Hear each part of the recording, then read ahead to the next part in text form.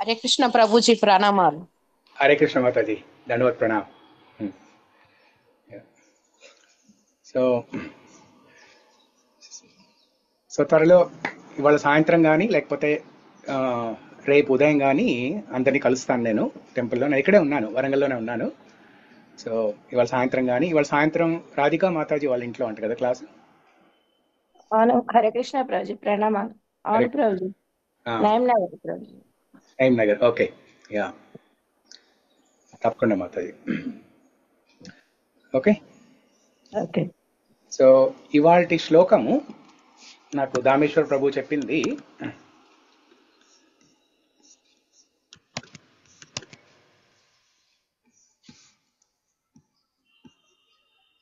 ద్వితీయ స్కందంలోంచి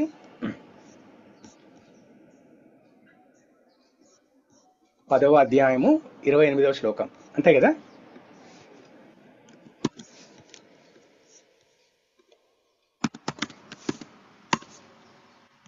కరెక్టేనా? అదేనా చదువుకునేది మనం ఇప్పుడు? అవును ప్రభుజీ, అదే ప్రభుజీ, అదే ప్రభుజీ, 28 శ్లోకం ప్రభుజీ. ఆ,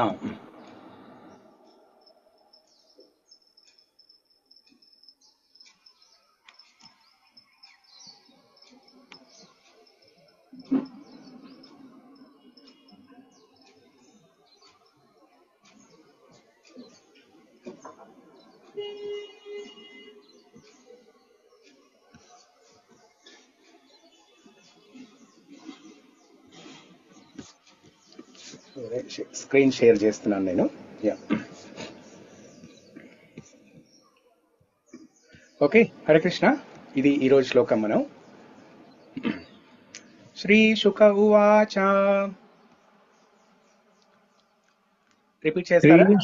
ఉవాచ ఆశీశ్రుపోష్ పురా పూర్యా నాభిధ్వారం అపానతః ఆశిసృప్సో పురః పుర్యానాభిద్వారామపాసతః తత్రాపానాస్తతో మృత్యుః పృథ్వక్తం ఉభయాశ్రయం.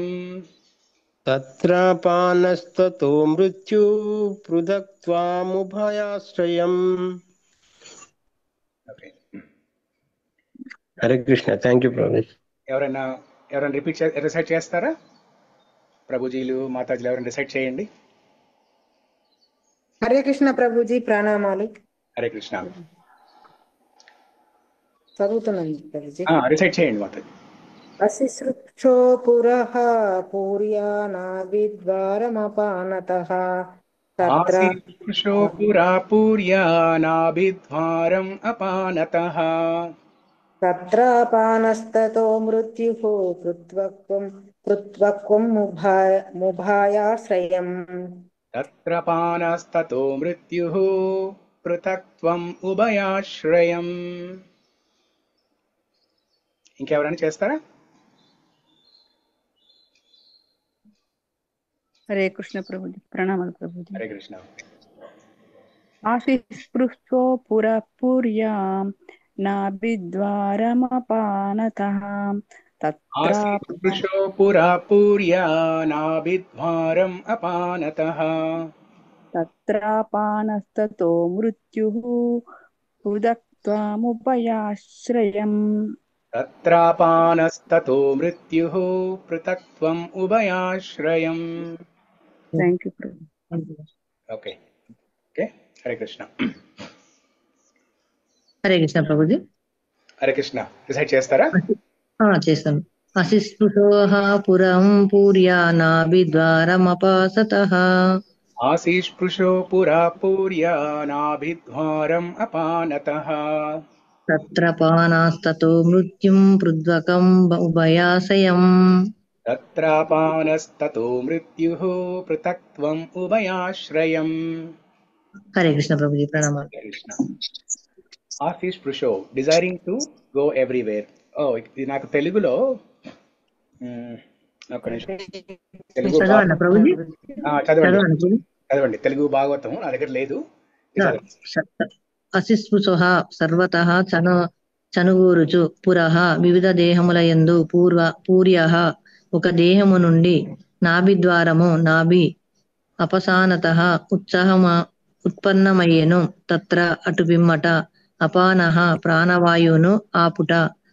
తతః అటు పిమ్మట మృత్యువు పృథ్వకం వేరుగా, ఉభయ రెండింటిని, ఆశయము. పిదప అతడు ఒక దేహము నుండి వేరొక దేహమునకు చనగోరినప్పుడు నాభి ద్వారము, అపాన వాయువు మరియు మృత్యువు ఒక మారుగా సృజింపబడెను. ఆ రెండింటిని మృత్యువు మరియు వేరు చేసే శక్తి నాభియే ఆశయము. భాష్యం. జగద్గురువు శిల ప్రభుపాదులకు జై. ప్రాణవాయువు జీవనమును కొనసాగించగా అపాన వాయువు జీవశక్తిని ఆపివేయును. ఆ రెండు చలనములు నాభి నుండియే ఉత్పన్నమగును. ఆ నాభియే రెండు దేహముల నడుమ సంధి అయి ఉన్నది. బ్రహ్మదేవుడు గర్భోదశకాయ విష్ణువు యొక్క నాభి నుండి ప్రత్యేక దేహముతో జన్మించెను. సాధారణ దేహపు జన్మమునందును ఈ సూత్రమే అనుసరింపబడును. శిశువు దేహము తల్లి దేహము నుండియే వృద్ధియగును. తల్లి దేహము నుండి శిశుదేహము బయటపడినప్పుడు బొడ్డు త్రాడును తెంచియే వేరు చేయబడును. ఆ విధముననే దేవదేవుడు నానా రూపములందు స్వయముగా ప్రకటమయ్యెను. కనుకనే జీవులు అంశలై ఉన్నారు. వారికి స్వతంత్ర ప్రతిపత్తి లేదు. హరే కృష్ణ ప్రభుజీ. ధన్యవాదాలు. హరే కృష్ణ. తప్పులుంటే క్షమించగలరు. అయ్యో ఏం లేదు.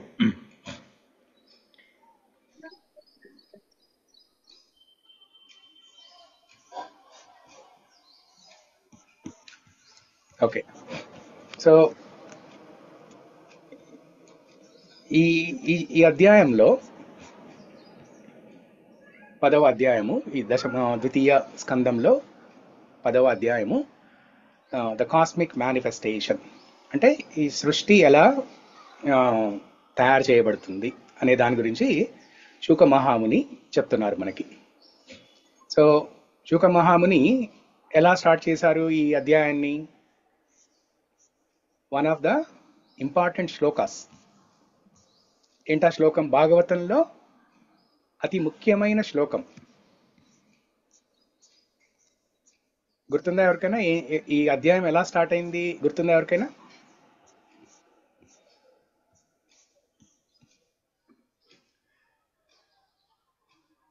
నా క్లాస్లో అన్ని క్వశ్చన్సే ఉంటాయి.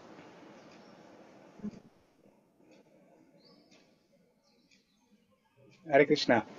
ఈ అధ్యాయం ఎలా స్టార్ట్ అయింది చెప్పండి. ఓకే, సో భాగవతంలో మనకి 10 అంశాలు చర్చించబడతాయి. ఎలా అయితే భగవద్గీతలో ఎన్ని అంశాలు చర్చించబడతాయి? 5 ప్రభు. 5. ఓకే, ఏంటవి? ఈశ్వర, జీవ, కాల, కర్మ, ప్రకృతి. 5 అంశాలు. 18 అధ్యాయాల్లో ఈ 5 అంశాలు విపులంగా చర్చించబడతాయి. ఇప్పుడు ఈ భాగవతంలో 10 అంశాలు, ఈ 12 స్కందాలలో 10 అంశాలు చర్చించబడతాయి. ఏంటా శ్లోకము? అత్ర సర్గ విసర్గశ్చ స్థానం పూషణమూతయః మన్వంతరీషాణుకతః నిరోధ ముక్తిరాశ్రయః. ఈ అధ్యాయంలో ఫస్ట్ శ్లోకం ఇది. ఇప్పుడు మనం చదువుకునే ఈ అధ్యాయము 10వ అధ్యాయంలో ఫస్ట్ శ్లోకం. శుక మహాముని ఈ 10 అంశాల గురించి లిస్ట్ ఇస్తారు. 10 అంశాల లిస్ట్ ఇస్తారు ఇక్కడ. ఫస్ట్ ప్రథమ స్కందంలోనేమో మనకి కృష్ణ తన లీలలు ఎలా చాలించి స్వధామానికి వెళ్ళిపోతారు, తర్వాత కుంతి ప్రేయర్స్, భీష్మస్తుతి, ఇవన్నీ అయిపోయిన తర్వాత యాక్చువల్ భాగవతం ద్వితీయ స్కందం నుంచి స్టార్ట్ అవుతుంది. మనకి ఈ సృష్టి రహస్యాలు చెప్పబడతాయి దీంట్లో. సో ఆ చెప్పే ముందు ఇక్కడ ఇదేంటంటే ఇండెక్స్ లాగా. ఇప్పుడు మనకు బుక్ తీసుకుంటే ఆ బుక్కి ఇండెక్స్ ఉంటాయి కదా, బుక్లో ఏమేమి ఉంటాయి అనేది టేబుల్ ఆఫ్ కంటెంట్స్ లేకపోతే విషయ సూచిక ఇదంతా ఉంటుంది కదా బిగినింగ్లో. అలాగా ఈ అత్ర సర్గ విసర్గశ్చ స్థానం పూషణమూతయః మన్వంతరీషానుకత నిరోధ ముక్తిరాశ్రయః. సో ఏంటి 10 అంశాలు ఏంటి? సర్గ అండ్ విసర్గ. సర్గ అంటే సృష్టి, విసర్గ అంటే ప్రతి సృష్టి. సో మహావిష్ణు ఆ, ఈ మహత్తత్వ ప్రధాన అంటే ఈ రా మెటీరియల్ క్రియేట్ చేసి బ్రహ్మకి ఇస్తారు. అది సృష్టి. దాని తర్వాత బ్రహ్మ ఆ రా మెటీరియల్, ఆ ముడి సరుకుని ఉపయోగించి మన జీవాత్మలను ఇవన్నీ క్రియేట్ చేస్తారు. అది విసర్గ. సో చాలా మంది సృష్టికర్త ఎవరు అంటే బ్రహ్మ అంటారు. అది కరెక్టే, ఒక ఒక కోణంలో అది కూడా కరెక్టే. కానీ బ్రహ్మ చేసేదేంటి? సెకండరీ క్రియేషన్, ప్రతి సృష్టి. Brahma himself does not have ability to do the creation by himself. బ్రహ్మ తనకు తానుగా ఈ సృష్టి చేసే సామర్థ్యం లేదు. అది భగవాన్ నుంచి వస్తుంది. సో భగవంతుడు ప్రథమ సృష్టి చేసి ఆ ముడి సరుకును అందించిన తర్వాత బ్రహ్మ ప్రతి సృష్టి చేస్తారు. సో అసర్గ విసర్గ. తర్వాత స్థానం అంటే ఈ రకరకాల కొన్ని కోటాను కోట్ల బ్రహ్మాండాలు, ఆ బ్రహ్మాండాల్లో ఎవరెవరు ఉంటారు, ఆధ్యాత్మిక లోకంలో, తర్వాత ఈ మర్త్య లోకంలో ఏ బ్రహ్మాండాల్లో ఎవరెవరు ఉంటారు. ఇప్పుడు అయోధ్య లోకంలో రామచంద్రుడు, వైకుంఠ లోకంలో మహావిష్ణు, గోలోక బృందావనంలో శ్రీకృష్ణ భగవానుడు, ధ్రువలోకంలో ధ్రువ, అట్లా. అండ్ ఇక్కడ మర్త్యలోకంలో, సత్యలోకంలో బ్రహ్మ, స్వర్గలోకంలో ఇంద్ర వరుణ వాయు అగ్ని, ఈ దేవాది దేవులు, భూలోకంలో మానవ జీవలు అండ్ ఆ కండిషన్ సోల్స్, ట్రీస్, యానిమల్స్, ఇలాగా. సో అది స్థానం. పోషణం, మరి ఈ వివిధ లోకాలలో, ఈ కోటాను కోట్ల బ్రహ్మాండాల్లో జీవాత్మలు ఉన్నప్పుడు మరి పోషణం కూడా ఉండాలి కదా. సృష్టి చేయగానే సరిపోదు కదా, ఆ పోషణం కూడా ఉండాలి. మనం ఏదైనా క్రియేట్ చేసినప్పుడు దానికి సంబంధించి మెయింటెనెన్స్ కూడా ఉండాలి. లేకపోతే ఏమవుతుంది, అది కొన్ని రోజులు అయిన తర్వాత పాడైపోతుంది. సో అలాగే పోషణం, అది 4వ అంశం. సర్గ విసర్గ స్థానం పోషణం. పోషణం అంటే ప్రొటెక్షన్. మనకి భాగవతంలో ప్రథమ స్కందం నుంచి 12వ స్కందం వరకు చూస్తే ఎలా ఆ కృష్ణ భగవానుడు రకరకాల డివోటీస్ని ఎలాగ ప్రొటెక్ట్ చేశారు. ఉత్తర, కుంతీదేవి, గజేంద్ర, ప్రహ్లాద, ధ్రువ, సో ఇట్లా రకరకాలుగా అంబరీష్ మహారాజ్ వివిధ భక్తుల్ని ఎలాగా సంరక్షించారు. అది పోషణం. తర్వాతి అంశము ఊతి. శ్లోకంలో మీకు ఊతయ అని ఉంటుంది, బట్ ఊతి అంటే ఏంటి? ఊతి అంటే ఇంగ్లీష్ వర్డ్ ఇంక్లినేషన్. తెలుగులో చెప్పాలంటే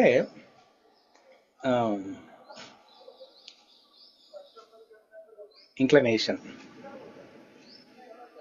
అంటే ఇంట్రెస్ట్ అనుకోండి, శ్రద్ధ అనుకోండి. ఒక మార్గంలో శ్రద్ధ ఉండడం. 2 మార్గాలు ఉంటాయి కదా, మన మార్గం అని అనుకున్నప్పుడు 2 మార్గాలు ఉంటాయి ఎప్పుడైనా. ఒకటి మంచి మార్గం ఉంటుంది, ఇంకోటి చెడు మార్గం ఉంటుంది. సో ఊతి అంటే ఎలాగా వివిధ జీవాత్మలు కొందరు మంచి మార్గంలో వెళ్తారు, కొందరు చెడు మార్గంలో వెళ్తారు. ఏంటి దానికి మంచి ఉదాహరణ ఏంటి? ఎవరైనా చెప్పగలరా?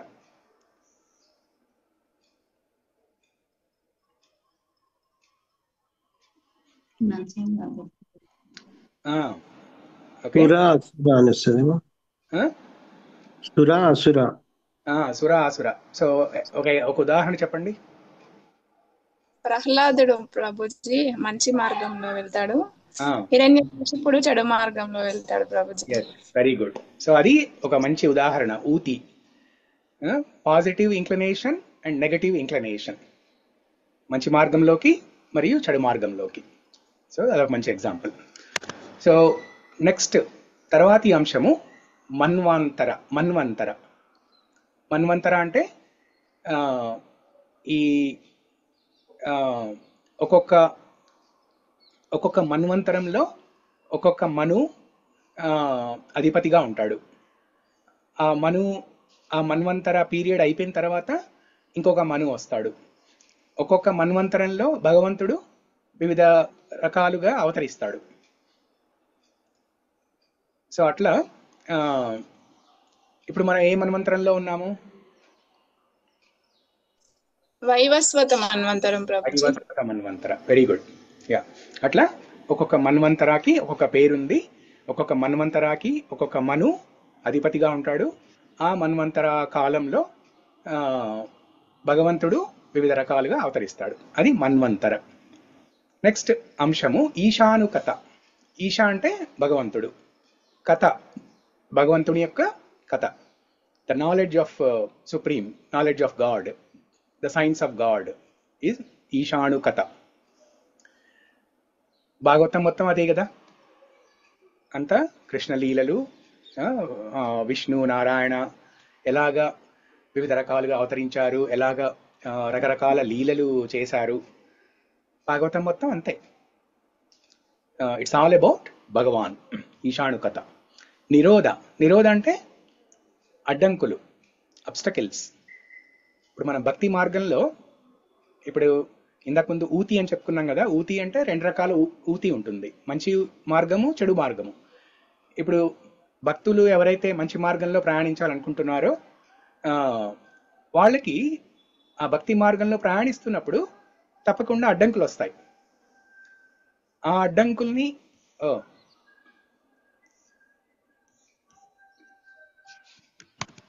అది ఆటోమేటిక్గా క్లోజ్ అయిపోయింది. నా మాట వినపడుతుంది అందరికి? ఓకే. సో ఇది స్క్రీన్ క్లోజ్ అయిపోయింది ఆటోమేటిక్గా. భాగవతం చదువుతుంది. ఎనీవేస్ నేను మళ్ళీ ఓపెన్ చేస్తాను.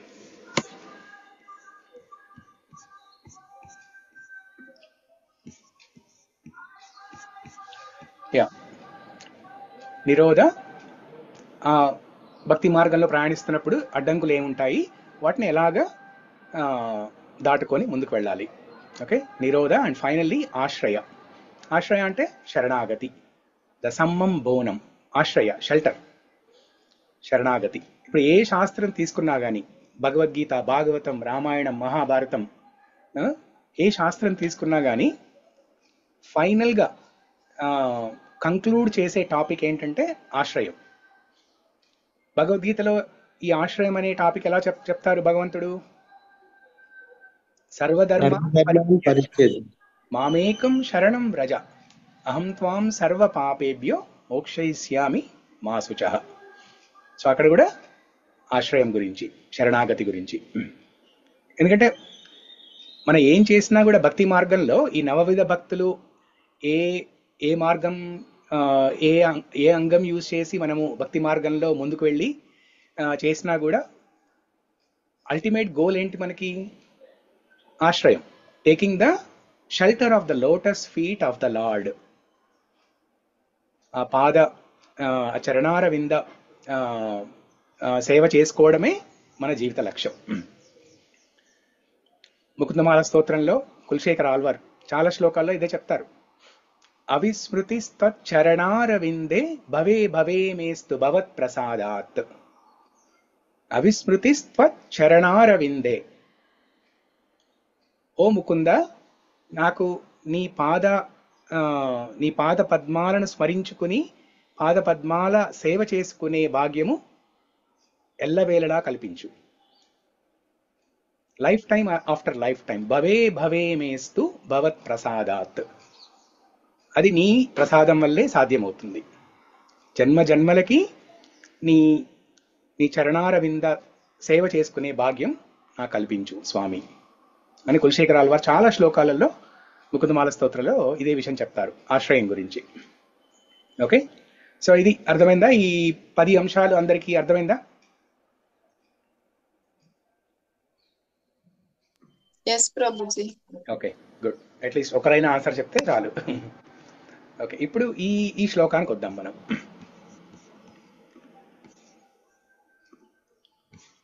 సో 28వ శ్లోకంలో ఏం చెప్తున్నారు భగవంతుడు, శుక మహాముని ఏం చెప్తున్నారు?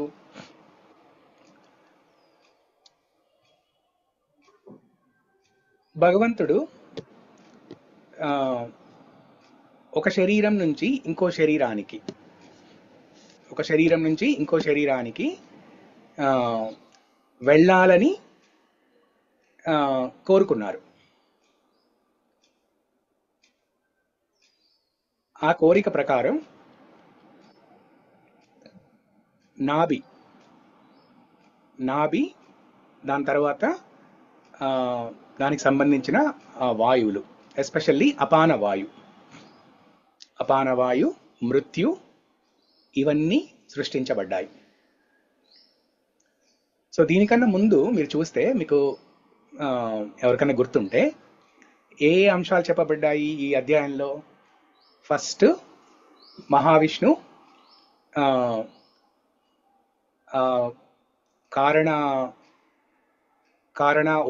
కారణ సముద్రంలో ఎలాగైతే ఇలా శయనించి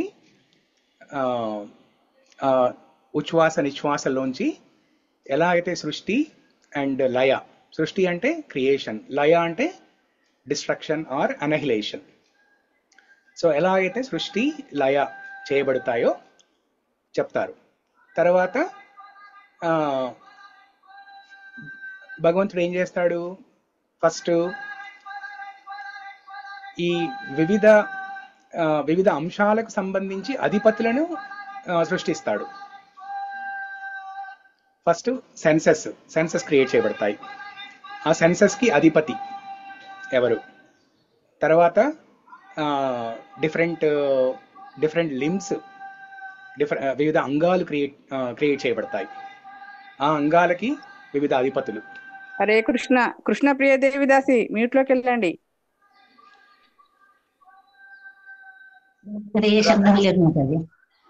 అలాగా వివిధ అంశాలకు సంబంధించి అధిపతులు. అంటే ఇప్పుడు మనం ఫర్ ఎగ్జాంపుల్ ఈ కంటితో చూడాలనుకోండి. కంటితో చూడాలంటే దానికి సంబంధించి ఒక అధిపతి, ఒక దేవాది దేవ, ఒక డెమిగాడు, ఒక దేవత ఉంటుంది అధిపతి. ప్రతి అంశానికి ఈ మెటీరియల్ వరల్డ్లో ప్రతి అంశానికి ఒక పర్సన్ అధిపతిగా ఉంటాడు. ఇప్పుడు మనం భక్తి అని అంటుంటాం కదా, భక్తికి సంబంధించి భక్తి దేవి. అలాగా ప్రతి అంశానికి ఒక పర్సానిఫికేషన్ అనేది ఉంటుంది. మీరు ఏది తీసుకున్నా కానీ, ఇప్పుడు ఫర్ ఎగ్జాంపుల్ భూమికి ఒక పర్సానిఫికేషను భూదేవి. సో అట్లా ఇప్పుడు మన కంటి చూపు కానీ, చెవులతో వినే శక్తి కానీ, నోటితో మాట్లాడే శక్తి కానీ, ముక్కుతో వాసన చూసే శక్తి కానీ, ఇవన్నీ ఎలా వస్తాయి? ఇవన్నీ ఆయా అంగాలకు సంబంధించి అధిపతులు ఉంటారు. ఆ అధిపతులు మనకి ఆ శక్తిని ఇస్తేనే మనం చూడగలమైన, వినడమైన, మాట్లాడగలమైన, రుచి చూడడమైన చేయగలం మనం. ఆ శక్తి ఈ అధిపతులకు ఎలా వస్తుంది? భగవంతుడి నుంచి వస్తుంది. ఇప్పుడు మనకి ఈ భౌతిక ప్రపంచంలో ఎలాగైతే గవర్నమెంట్ తీసుకుంటే గవర్నమెంట్లో ఒక హెడ్ అండ్ దెన్ వివిధ డిపార్ట్మెంట్లు ఉంటాయి, అడ్మినిస్ట్రేటివ్ డిపార్ట్మెంట్లు. ఒక్కొక్క అడ్మినిస్ట్రేటివ్ డిపార్ట్మెంట్కి ఒక్కొక్క అధిపతి. సో ఆ డిపార్ట్మెంట్లో ఏం జరగాలన్నా కూడా ఆ అధిపతి అనుమతితోనే జరుగుతుంది. అలాగా ఇప్పుడు మన శరీరానికి సంబంధించి మనం ఏం చేయాలనుకున్నా కూడా దానికి ఒక అధిపతి ఉంటారు. సో ఫస్ట్ భగవంతుడు ఆ అధిపతుల్ని క్రియేట్ చేస్తారు. తర్వాత మానవ శరీరం నిర్మించబడుతుంది. మానవ శరీరంలో వివిధ భాగాలు నిర్మించబడతాయి. సో ఇదంతా ప్రీవియస్ శ్లోకాలలో 27వ శ్లోకం వరకు చెప్పారు. సో దాంట్లో మీరు చూస్తే ప్రతి శ్లోకంలో చూస్తే ఏం రాస్తారంటే శుక మహాముని, భగవంతుడు ఆ, ఇలా భగవంతుడు తన కళ్ళతోటి ఈ సృష్టిని చూడాలనుకుంటున్నారు. ఫస్ట్ ఏంటంటే సృష్టి ఎలా తయారు చేయబడుతుందో చెప్తారు. తయారు చేయబడిన తర్వాత మళ్ళీ చూడాలి కదా, తయారు చేసింది చూడాలి కదా. అప్పుడు భగవంతుడు ఏం కోరుకుంటారంటే కళ్ళతోటి చూడాలనుకుంటారు. దానికి సంబంధించి కళ్ళను క్రియేట్ చేస్తారు. అంటే భగవంతుని ఇచ్ఛా శక్తితోటే అన్ని జరగబడతాయి. శుక మహాముని ఎందుకు రాస్తారు అలాగా? He desired to move from one body to another, or he desired to see the creation. అంటే ఈ సృష్టిని చూడాలనుకున్నారు. ఒకసారి మీరు ఆ ట్రాన్స్లేషన్ చదువుతారా మాతాజీ తెలుగులో? 28వ శ్లోకం.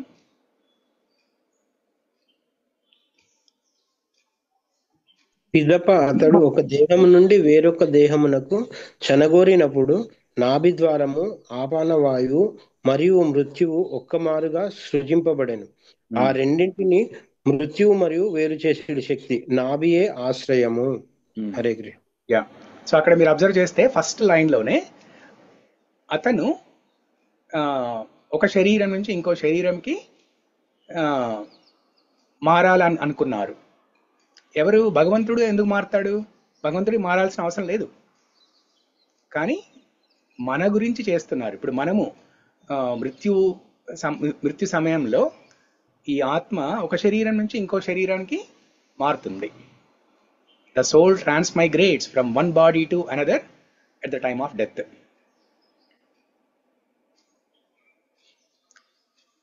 ఎక్కడ చెప్తారు ఇది? భగవద్గీతలో ఏ శ్లోకంలో చెప్తారు భగవంతుడు?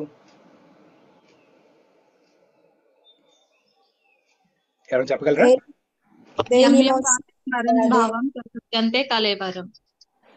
నో, అది కాదు. దేహినోస్మిన్ యదా దేహే. Very good. దేహినోస్మిన్ యథా దేహే కౌమారం యవ్వనం జర తథా దేహాంతర ప్రాప్తి ధీరస్తత్ర న ముహ్యతి. ఎలాగైతే ఈ శరీరంలో వివిధ మార్పులు జరుగుతాయో, జననం నుంచి బాల్యము, బాల్యం నుంచి కౌమారము, యవ్వనము, ఇట్లా రకరకాల వృద్ధాప్యము అండ్ మరణము. ఎలాగైతే ఈ శరీరంలో ఈ మార్పులు జరుగుతాయో అలాగే ఈ శరీరానంతరం తదా దేహాంతర, ఈ శరీరానంతరము జీవాత్మ ఈ శరీరం నుంచి ఇంకో శరీరంకి మారుతుంది. తథా దేహాంతర ప్రాప్తి ధీరస్తత్ర న ముహ్యతే. ఎవరైతే ఈ జ్ఞానము విజ్ఞానము ఉందో వాళ్ళు ఈ మార్పుల గురించి ఏమాత్రము చింత చెందరు. సో మరి ఇప్పుడు ఒక శరీరంలోంచి ఇంకో శరీరంలోకి మారడానికి దానికి ఒక అరేంజ్మెంట్ కావాలి. ఆ అరేంజ్మెంట్ని, ఆ ఏర్పాటుని ఎలా క్రియేట్ చేస్తున్నారు, ఎలా సృష్టిస్తున్నారు అనేది ఈ శ్లోకంలో చెప్తున్నారు అనమాట. So everything is connected to నాభి. ఈ జనన మరణ ఈ రెండు నాభితోటి ముడిపడి ఉన్నాయి. ఇప్పుడు మనందరూ తెలుసు, శిశు జననం జరిగినప్పుడు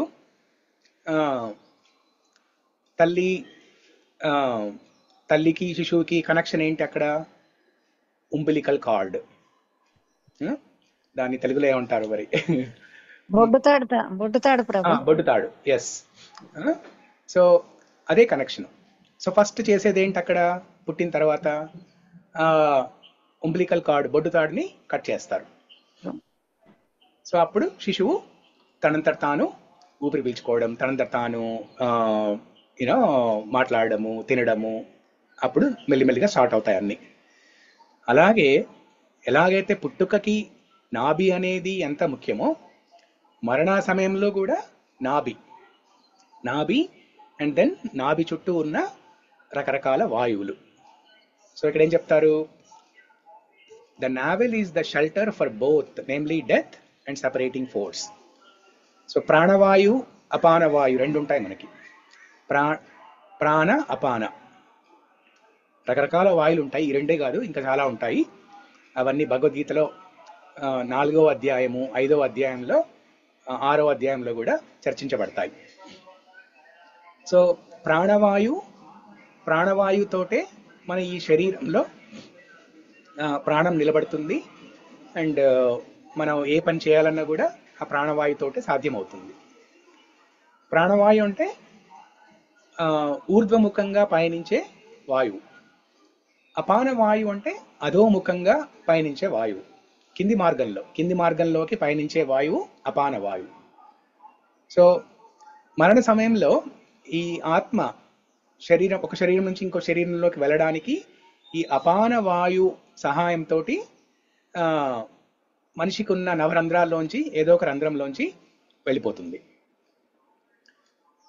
సో దానికి సంబంధించిన ఏర్పాటుని ఎలా క్రియేట్ చేస్తున్నారు ఇక్కడ అని చెప్తున్నారు. So 2 things, right? నాభి అండ్ దెన్ అపాన వాయు. ప్రాణవాయు కంటిన్యూస్ ద లైఫ్ అండ్ అపాన వాయు stops the living force. So ఇప్పుడు మీరు ఈ శ్లోకాలన్నీ చూస్తుంటే ఒక విషయం క్లియర్గా ఏమర్థమవుతుందంటే, మన కంట్రోల్లో ఏమి లేదు అసలు. మనం ఏం చేయాలనుకున్నా కూడా, మన ఊపిరి పీల్చాలనుకున్నా, ఏదైనా తినాలన్నా, తిన్నది జీర్ణం అవ్వాలన్నా, ఏ పని చేయాలన్నా కూడా ఇట్లా మనం జస్ట్ కళ్ళు తెరిచి కళ్ళు మూయడానికైనా కూడా, ఏ పని చేయడానికైనా కూడా మన చేతిల్లో ఏం లేదు. అన్నీ భగవంతుడి చేతుల్లో, తర్వాత ఈ దేవతల ఆధిపత్యంలో ఉంటాయి. భగవద్గీతలో కూడా ప్రకృతే క్రియమాణాని గుణైకర్మాణి సర్వశః అహంకార విమూఢాత్మ కర్తాహం ఇది మన్యతే. సో మనం చేసే కర్మలన్నీ ఈ ప్రకృతి అనుసారంగా జరగబడతాయి. ప్రకృతే క్రియమాణాని గుణైకర్మాణి సర్వశః. సత్వ రజస్ అండ్ తమస్ ఈ త్రిగుణాల ద్వారా, త్రిగుణాల ప్రభావం ద్వారా జరగబడతాయి. కానీ జీవుడు ఏమనుకుంటాడు? అంతా నా వల్లే జరుగుతుంది, అంతా నా వల్లే జరుగుతుంది అనుకుంటాడు. అది అహంకారం. అసలు విషయం ఏంటి? అసలు విషయం మనం ఏదైనా పని చేయాలనుకోవడమే మన చేతుల్లో ఉంది. ఒక పని చేయాలని మనం కోరుకోవడం అంతవరకే ఉంది, మన చేతుల్లో అంతవరకే ఉంది. తర్వాత అది ఎలా జరగాలి, ఏమేం ఫ్యాక్టర్స్ సహకారం కావాలి ఆ పని జరగడానికి అనేది అది మన చేతుల్లో లేదు. సో అలాగే ఈ అధ్యాయంలో అన్ని శ్లోకాల్లో అదే చెప్తున్నారు. మన కంటి చూపుకి సంబంధించి ఒక అధిపతి, నడవడానికి ఆ కాళ్ళకి సంబంధించి ఒక అధిపతి, సెన్స్ ఎంజాయ్మెంట్కి ఒక అధిపతి, ఆయన పేరు ప్రజాపతి. అట్లా ఒక్కొక్క అంశానికి సంబంధించి అధిపతులు ఉంటారు. అంతా వాళ్ళ కంట్రోల్లోనే ఉంటుంది. ఆ కంట్రోల్ ఎక్కడి నుంచి వస్తుంది? భగవంతుడి నుంచి.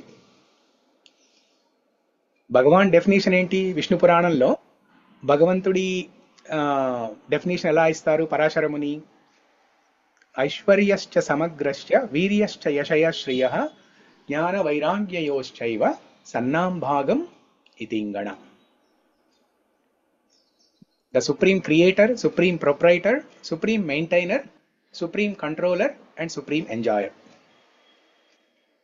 He is the ultimate controller.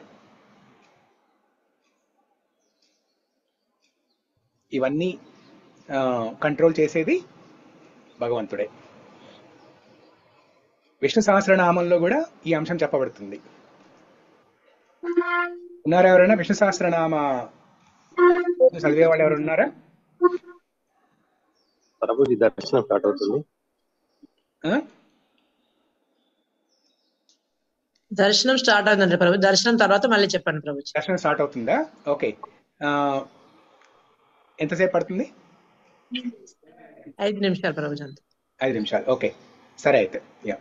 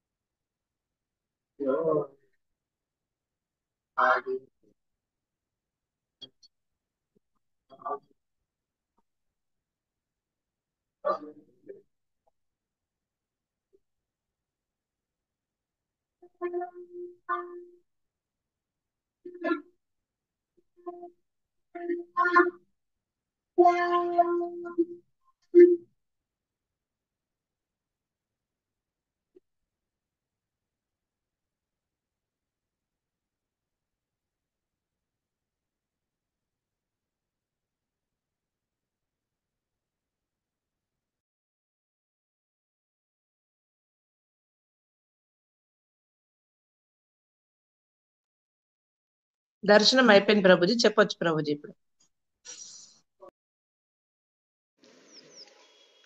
Okay Mataji, thank you.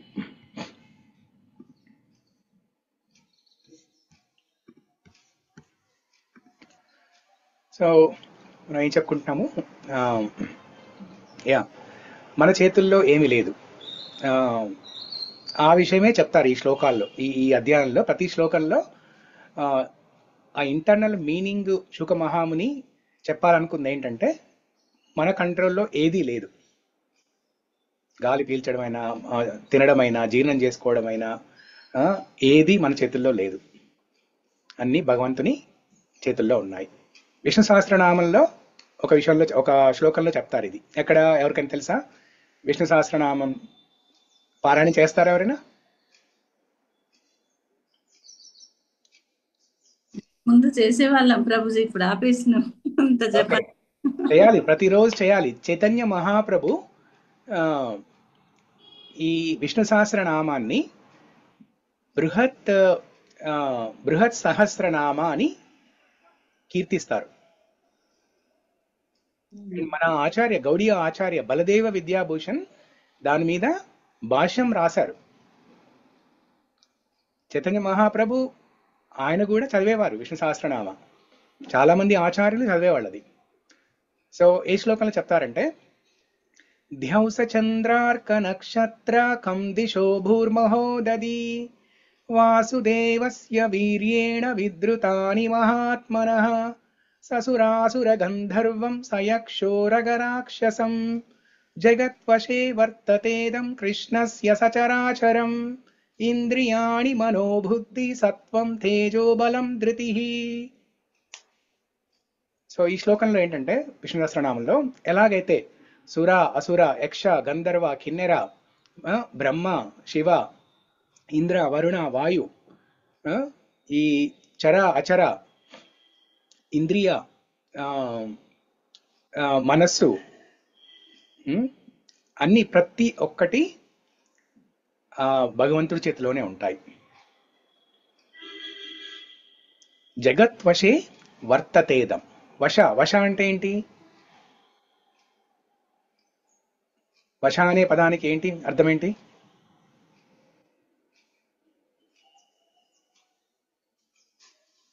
తెలుగులో కూడా అదే అదే పదం ఉంది. నేను చెప్పిన సాంస్క్రిట్ పదము, బట్ తెలుగులో కూడా అదే. వశం అంటే ఏంటి? అందులో లీనమైపోవడం అని కాదు.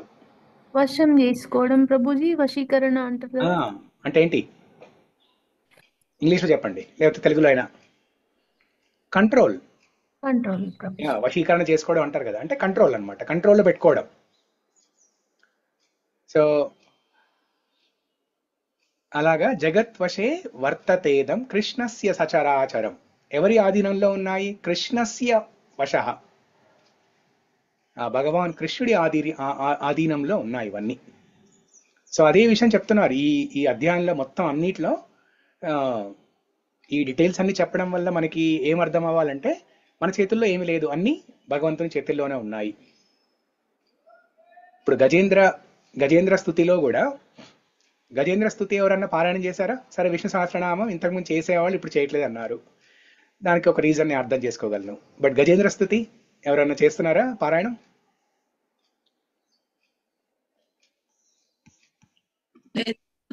ఇట్లా చేయాలి కూడా తెలియదు ప్రభు, చేయలేదా? చేయలేదు ఎప్పుడు. సో గజేంద్ర స్థుతిలో కూడా, ఇప్పుడు గజేంద్రుడి స్టోరీ అందరికి తెలుసు, గజేంద్ర మోక్ష లీల గురించి అందరికి తెలుసు.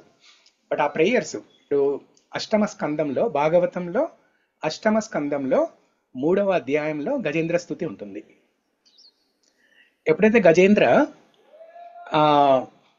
ఆ మొసలి కోరల్లో చిక్కుపడి ఒక 1000 సంవత్సరాలు పోరాడిన తర్వాత కూడా తనను రక్షించుకోలేకపోతాడు. అప్పుడు అర్థమవుతుంది గజేంద్రుడికి, ఇది నా వల్ల కాదు, నేను నా శక్తిని ఉపయోగించుకోవాలనుకున్నాను, నా శక్తిని ఉపయోగించి నన్ను నేను రక్షించుకోవాలనుకున్నాను, అది జరగట్లేదు. అప్పుడేం చేశాడు? తన ఫ్యామిలీ మెంబర్స్ని రక్షణ కోసం అడిగాడు. ఫ్యామిలీ మెంబర్స్ కూడా ఏం చేయలేకపోయారు. తర్వాత ఈ గజేంద్ర మోక్ష లీల ఎక్కడ జరుగుతుంది? స్వర్గలోకంలో జరుగుతుంది. సో స్వర్గలోకంలో ఉన్న ఈ దేవాది దేవులందరినీ అడుగుతాడు, ఇంద్ర, వరుణ, వాయు, అగ్ని అండ్ సో ఆన్. వాళ్ళకి రక్షించే శక్తి ఉన్నా కూడా వాళ్ళు రక్షించరు. అప్పుడు గజేంద్ర నిర్ణయించుకుంటాడు, వీళ్ళెవ్వరూ నన్ను రక్షించలేరు, వీళ్ళందరినీ కంట్రోల్ చేస్తున్న ఆ వ్యక్తి మాత్రమే నన్ను రక్షించగలడు అని. అప్పుడు ఆ గజేంద్ర స్థుతి, ఓం నమో భగవతే తస్మై యత ఏతచ్చిదాత్మకం పురుషాయాది బీజాయ పరేషాయాది ధీమహి యస్మిన్ ఇదం యతశ్చేదం ఏనేధం యా ఇదం స్వయం యోస్మాత్ పరస్మాచ్చ పరస్తం ప్రపద్యే స్వయంభువం. యస్మిన్ ఇదం యతశ్చేదం ఏనేదం యా ఇదం స్వయం. యస్మిన్ ఇదం అంటే ఈ ప్రపంచం, ఈ భౌతిక ప్రపంచ సృష్టి అంతా ఆ భగవంతుడి వల్ల జరుగుతుంది. ఏనేదం, యస్మిన్ ఇదం యతశ్చేదం, యతశ్చ ఇదం. యతశ్చ ఇదం అంటే ఆ భగవంతుడు ఈ ప్రపంచంలో ప్రతి అణువులో ఉంటారు. సృష్టి చేసి ఆ సృష్టిలో ప్రతి అణువులో భగవంతుడు ఉంటారు పరమాత్మ రూపంలో. ఆ పరమాత్మ రూపంలో అన్నీ కంట్రోల్ చేస్తారు.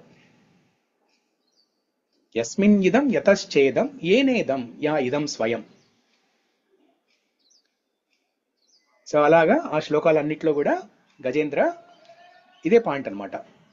How Bhagwan is the supreme controller, how he is controlling me, how he is controlling the crocodile, how he is controlling my family members, how he is controlling all the devatas. ఇదంతా చెప్పి అప్పుడు ఆ భగవంతుణ్ణి కోరుకుంటాడనమాట, నన్ను రక్షించు స్వామి అని. Okay, so అది ఈ అధ్యాయంలోంచి మనం నేర్చుకోవాల్సిన విషయం. డీటెయిల్స్ చాలా ఉంటాయి. మీకు డీటెయిల్స్ గుర్తున్నా గుర్తుండకపోయినా ఒక అంశం ఏం గుర్తుంచుకోవాలంటే, భగవంతుడు ప్రతిదానికి కారణం, భగవంతుడే ప్రతి అంశాన్ని నిర్దేశిస్తున్నాడు, భగవంతుడే ప్రతి అంశాన్ని ఆదేశిస్తున్నాడు అది గుర్తుంచుకుంటే మనం చేసే పనులలో అదే గుర్తుంచుకుంటే మనం మంచి నిర్ణయాలు తీసుకుంటాం ఎప్పుడైనా. ఓకే, సో టైము 8:10 అలా అయింది ఇప్పుడు. సో దామేశ్వర్ ప్రభు ఏదో అనౌన్స్మెంట్ చేయాలనుకుంటున్నారంట. సో దామేశ్వర్ ప్రభు చెప్పండి మీరు.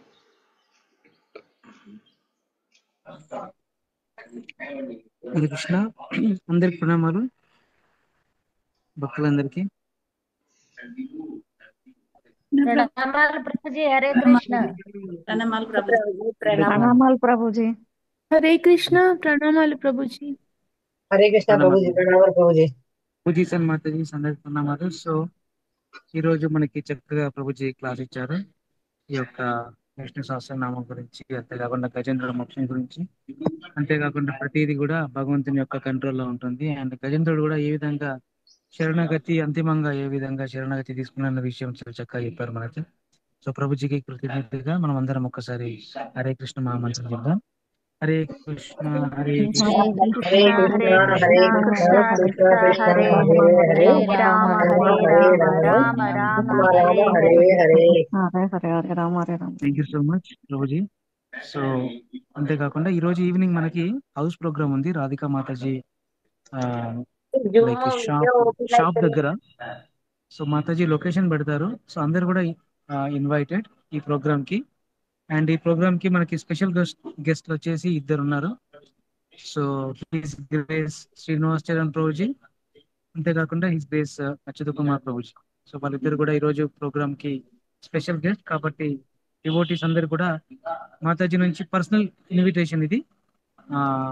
అందరు కూడా వచ్చి ప్రోగ్రామ్ లో పాల్గొని ప్రభుజీస్ యొక్క వాల్యుబుల్ అసోసియేషన్ తీసుకోగలరని మనవి. అంతేకాకుండా రేపు కూడా మందిరంలో ఉంటుంది. సో కాబట్టి సో డివోటీస్ ఈ మంచి అవకాశాన్ని సద్వినియోగపరచుకోవాలని మనం. హరే కృష్ణ. సో ఈరోజు 5 o'clock నుంచి స్టార్ట్ అవుతుంది. డివోటీస్ అందరు కూడా 5:15, 5:20 వరకు రావచ్చు. ఆ తర్వాత కీర్తన ఉంటుంది, ఆ తర్వాత మిగతా ప్రోగ్రామ్స్ ఉంటాయి, ఫాలోడ్ బై ప్రసాదం. హరే కృష్ణ ప్రభుజీ, మాతాజీ అందరికి ప్రణామాలు. మాతాజీ ప్రభుజీ అందరు తప్పకుండా రండి, అందులో మెసేజ్ చేస్తాను. అందరికి గుర్తు చేస్తున్నాను, ఇంకా మళ్ళీ అందరు కాంటాక్ట్స్ నెంబర్స్ లేవు. సో ప్లీజ్ రిక్వెస్ట్ ఇదే, అందరు తప్పకుండా రావాలండి. మాతాజీ మీరు లొకేషన్ పంపండి గ్రూప్ లో. పెట్టండి. ఎస్, అడ్రస్ అండ్ లొకేషన్ రెండు పంపండి. ఓకే ప్రభుజీ. Okay, thank you so much. Hare Krishna. Okay, వంచాకల్పతరుభ్యశ్చ కృపా సింధుభ్య ఏవ చ పతితానాం పావనేభ్యో వైష్ణవేభ్యో నమో నమః. గ్రంథరా శ్రీమద్ భాగవతం కీ జై, శ్రీల ప్రభుపాద్ కీ అనంత కోటి భక్త వృంద కీ జై. హరే కృష్ణ.